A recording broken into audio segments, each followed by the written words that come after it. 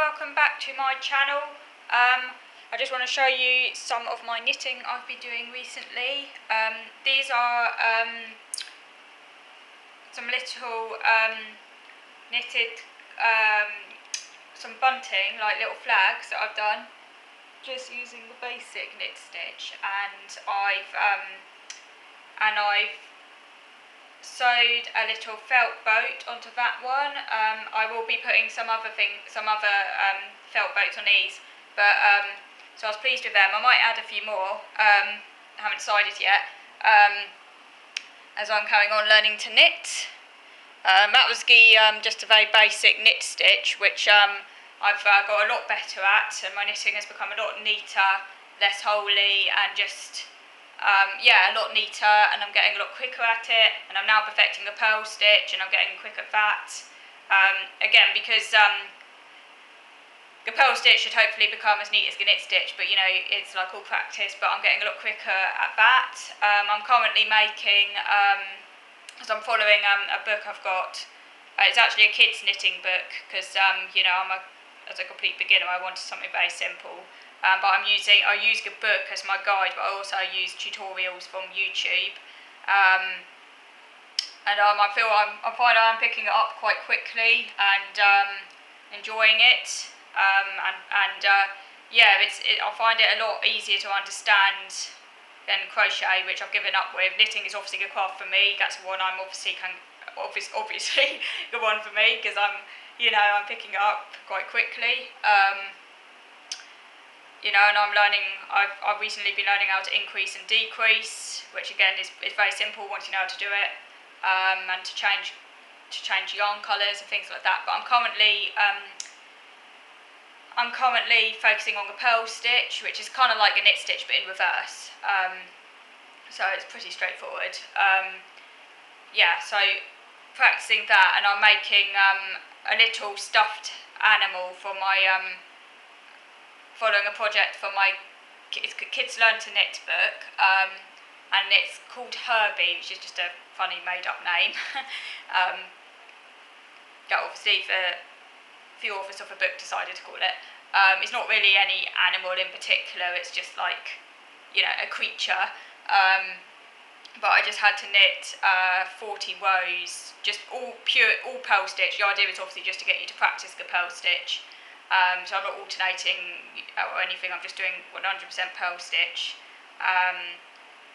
40 rows, 40 rows, cast on 16 stitches, again do 40 rows. And then I've done the first side, so now I've got to do the second side, and then you have to stitch the two sides together with padding in the middle. So I need to get some padding.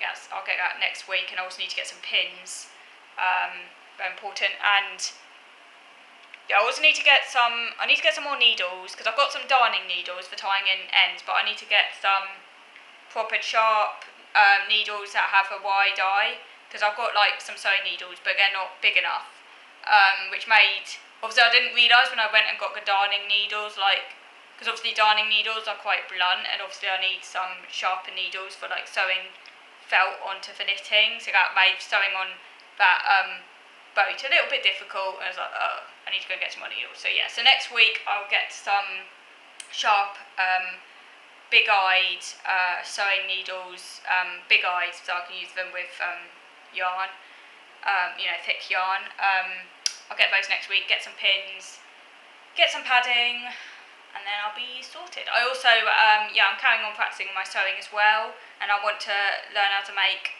felt dolls, sew felt dolls, because I've got a book of basic patterns in there, so I'm looking forward to getting started with that as well. You only need a few basic supplies. I've already got some felt. I need to get some embroidery scissors and a few other odds and ends. I'm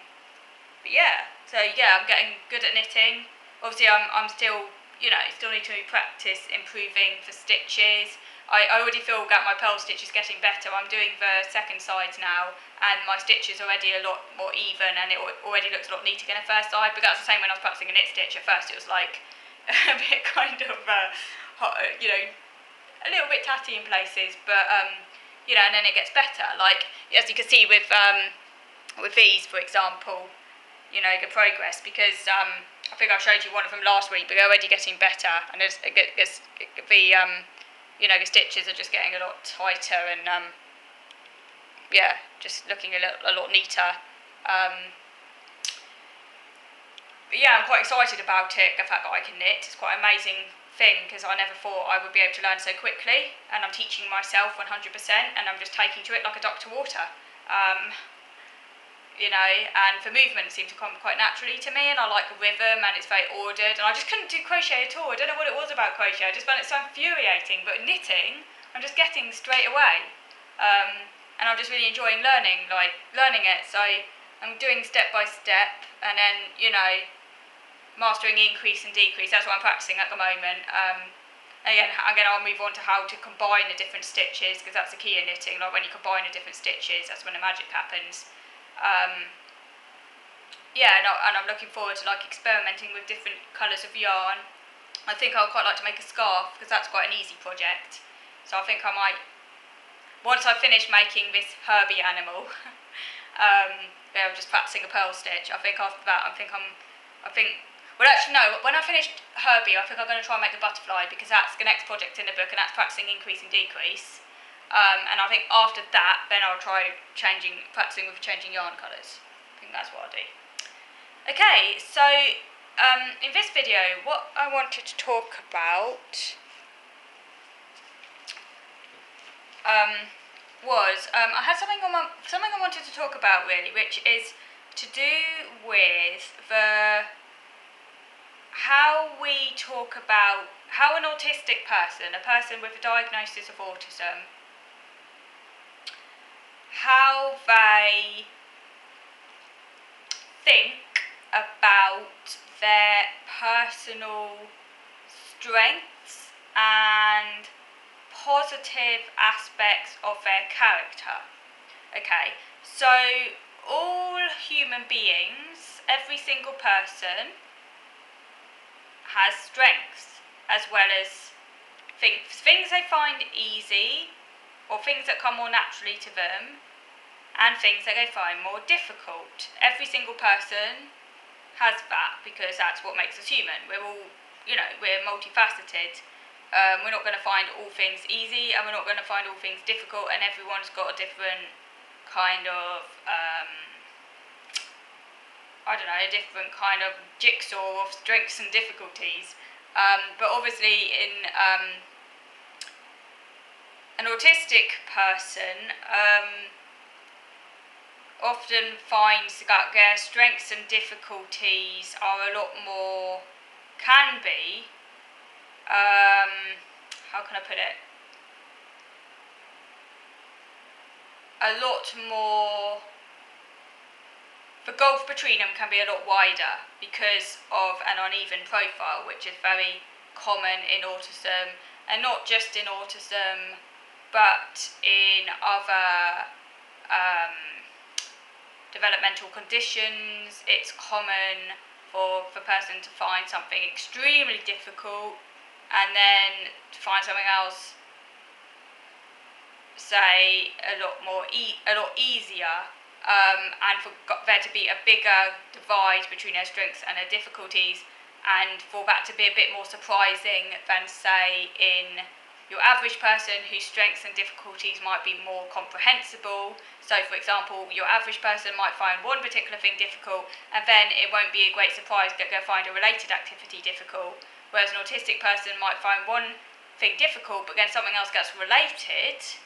They might actually find very easy, and someone will be like, well, you should be finding that difficult because you found that other thing difficult, so why is this thing really easy? Or they might find something very, very easy, but something that appears to be very related might be very, very difficult, whereas for your average person whose skills are more joined up, because those skills are similar, you'd expect... I can give an example of this. I learned to read pretty young, but I didn't have the comprehension to go with it, whereas your average person, if they can read pretty young, it is assumed that they're also going to have the comprehension to go with it, because they're kind of in a similar skill set. So that's just one example. Okay, so that should be clear. Now, autism, I'm not going to deny, obviously influences your strengths. It cannot possibly not do so, because autism does affect... it's pervasive. is a massive part of the person. So obviously autism is going to influence your strengths to some extent, okay, which I'm not going to deny, that we cannot deny that. But I do take issue, however, with a certain type of argument that seems to be particularly prevalent within the neurodiversity movement, which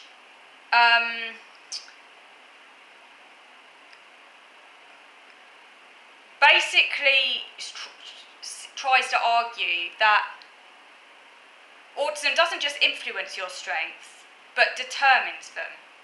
And that is something that I cannot accept as an autistic person. And it's that argument which I find very dehumanising.